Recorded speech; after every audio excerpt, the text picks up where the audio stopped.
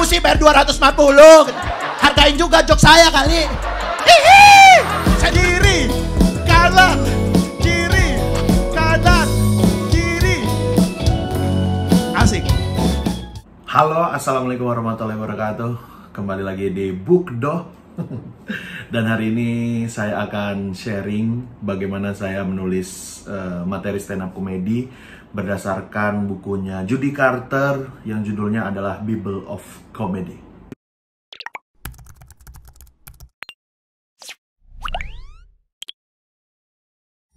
Jadi sebelumnya saya pengen ngasih tahu dulu nih teman-teman ya. Kalau dulu itu saya ikutan stand up komedi itu benar-benar kosong gitu, nggak punya pengetahuan tentang menulis komedi itu kayak apa gitu. Terus gara-gara saya berkomunitas gitu, kenal sama teman-teman di komunitas, nyobain open mic, terus dikenalin lah dengan satu buku yang judulnya adalah Bible of Comedy. Ini penulisnya adalah Judy Carter. Mungkin kalau teman-teman yang sudah lama di stand up udah tahu ya buku ini ya. Dan ini sangat membantu sekali saya dalam menulis materi stand up comedy. Karena ini juga yang menurut saya lumayan mudah lah untuk diterapkan. Walaupun dalam mencari punchline-nya pun itu tetap butuh effort yang luar biasa ya teman-teman ya.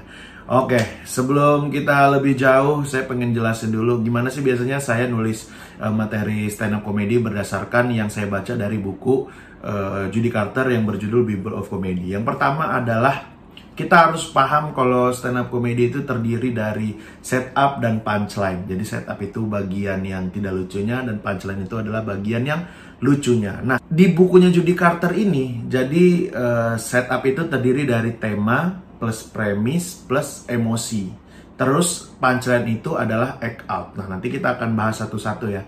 Nah, yang kayak saya bilang tadi ya teman-teman ya. Jadi untuk membuat setup kita butuh tema. Tema itu ya apa yang pengen kita bahas gitu teman-teman. Nah, untuk menentukan tema ini yang paling tepat adalah kita nggak usah mencari jauh-jauh nih. Misalnya tiba-tiba kita pengen ngomongin politik atau makanan khas Macedonia atau minuman yang unik di Laut Arafuru, nggak usah. Jadi kita tentuin aja tema ini dari apa yang paling kita resahin teman-teman. Apa yang paling dekat sama kita. Kalau misalnya kita sekarang adalah seorang mahasiswa, ya udah kita berarti ngebahas tentang menjadi mahasiswa. Itu berarti temanya tuh, menjadi mahasiswa. Kalau misalnya kita sekarang adalah seorang kepala keluarga, ya berarti kita ngebahas tentang menjadi kepala keluarga. Yang berikutnya adalah setelah kita menentukan tema ini berdasarkan keresahan atau yang paling dekat sama kita mengisi dengan emosi. Nah, emosinya itu kalau di bukunya Judy Carter ini ada 4 emosi nih, yaitu bodoh, menakutkan, susah, aneh. Nah, nanti dari sini kita bakal membuat pertanyaan-pertanyaan nih dari 4 emosi ini. Jadi, misalnya tema kita adalah kayak saya menjadi kepala keluarga. Apa yang susah dari menjadi kepala keluarga? Apa yang aneh dari menjadi kepala keluarga? Apa yang bodoh dari menjadi kepala keluarga? Apa yang apalagi tadi susah, aneh, bodoh. Apa yang menakutkan dari menjadi kepala keluarga? Nah, dari situ kita menjawab pertanyaan-pertanyaan itu tuh untuk nanti mencari premisnya juga. Dari pertanyaan-pertanyaan itu kita bikin tuh, misalnya apa yang susah dari menjadi kepala keluarga gitu misalnya.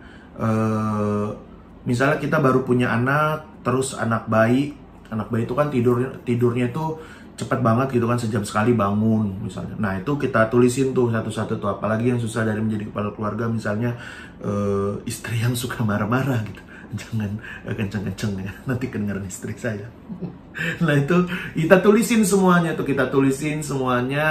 sampai nanti kita mendapatkan premis. Nah, kalau premis ini nanti bentuknya itu udah bukan yang jawaban-jawaban tadi, tapi kita harus bentuk menjadi sebuah pernyataan yang berisi opini, apa yang pengen kita suarakan gitu. Dan yang menjadi catatan penting di bukunya Judy Carter Bible of Comedy itu, jadi premis itu harus insightful itu mencerahkan. Nah, kayak saya misalnya jadi seorang stand up comedian ya, misalnya temanya menjadi seorang stand up comedian, saya punya keresahan yang tadi tuh apa yang susah dari menjadi stand up comedian. Nah, jawabannya adalah yang susah yaitu orang sekarang ini gampang banget tersinggung untuk hal-hal yang kecil gitu.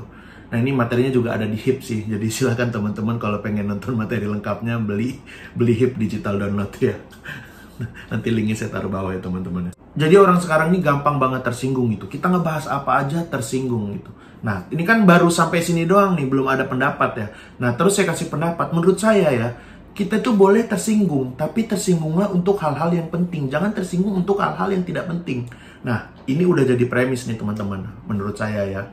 Nggak tahu premisnya bagus atau tidak, ya itu Anda yang menentukan. Tapi menurut saya sih, saya sudah merasakan di situ ada keresahan saya, terus juga ada pendapat saya ya teman-teman. Nah, sampai situ kita mendapatkan premis ya teman-teman ya. Nah, dari situ kita sudah mendapatkan setup tuh tadi. Dari kita menentukan tema, kita menentukan emosi dari tema-tema tersebut, terus sampai kita mendapatkan premisnya. Terus setelah kita mendapatkan setup nih, nanti kalau misalnya kita pas mau stand up comedy, si setup ini, si premis ini ya itu yang kita sampein gitu. Dan kita sampeinnya tuh harus berdasarkan emosi gitu. Kalau misalnya itu susah ya berarti di sininya tuh harus kita rasain, ini nih susah banget gitu. Nah, ini yang membuat delivery-nya itu menjadi keterima atau enggak sama penonton gitu. Jadi kadang-kadang materi kita tuh ya emang nggak lucu-lucu banget gitu ya. Tapi ketika kita membawakannya dengan emosi yang pas, itu bisa jadi lebih lucu teman-teman. Itu bagian setupnya ya. Terus kita lanjut ke bagian punchline. Punchline ini adalah act out. Act out ini jadi kita bisa menggesturkan, mendialogkan, atau membuat bunyi-bunyian dari setup kita tadi tuh, premis yang udah kita buat tadi tuh. Jadi kalau misalnya saya kasih contoh gitu. Nah, kalau misalnya tadi kayak materi yang saya sebutin dari premis yang sudah didapat, orang zaman sekarang ini mudah banget tersinggung. Dan menurut saya kita tersinggunglah pada hal-hal yang penting, jangan tersinggung sama hal-hal yang nggak penting gitu. Kayak saya bikin materi tentang Thailand gitu, dan saya act out-in gitu, saya bikin dialognya gitu tentang orang-orang yang menyerang saya di TikTok gara-gara saya bikin konten Thailand gitu. Nah, kalau pengen tahu materi lengkapnya, tonton video HIP, karena saya nggak pengen jelasin di sini gitu ya. Nah, gimana sih untuk mendapatkan dialog yang bagus? Kalau misalnya kata bukunya ini ya, jadi jangan ditulis dulu. Jadi jangan ditulis dulu, tapi kita harus menggernyem-gernyem sendiri, bikin dialog-dialog dulu gitu di pikiran kita. Kita kayak ngomong-ngomong sendiri. Yang paling gampang adalah ya direkam gitu, direkam di handphone dulu gitu, sampai kita dapetin yang benar-benar menurut kita, wah ini kayaknya udah asik nih dialognya, atau misalnya udah asik nih gestur-gesturnya, atau misalnya suara-suaranya. Nah, itu baru kita tuliskan. Karena kalau misalnya kita udah tulisin dulu tuh, itu nanti bakalan agak mentok di situ. Tapi kalau misalnya memang belum dapat pun, ya udah ditulis apa adanya dulu. Nanti kita sambil cari opsi act out yang lain gitu, atau punchline yang lain gitu. Kalau kata Bang Raditya Dika pernah bilang gitu, kita tuh jangan puas sama punchline yang kita temuin pertama, karena itu udah pasti nggak lucu sih. Tapi kalau saya sih kadang-kadang saya pakai juga ya, karena pemalas ya, jangan dicontoh ya. Jadi kita tuh harus bikin punchline sampai 2, 3, 4, 5, 6, 7, 8, 9, 10 gitu ya, sampai kita dapat punchline yang terbaik gitu.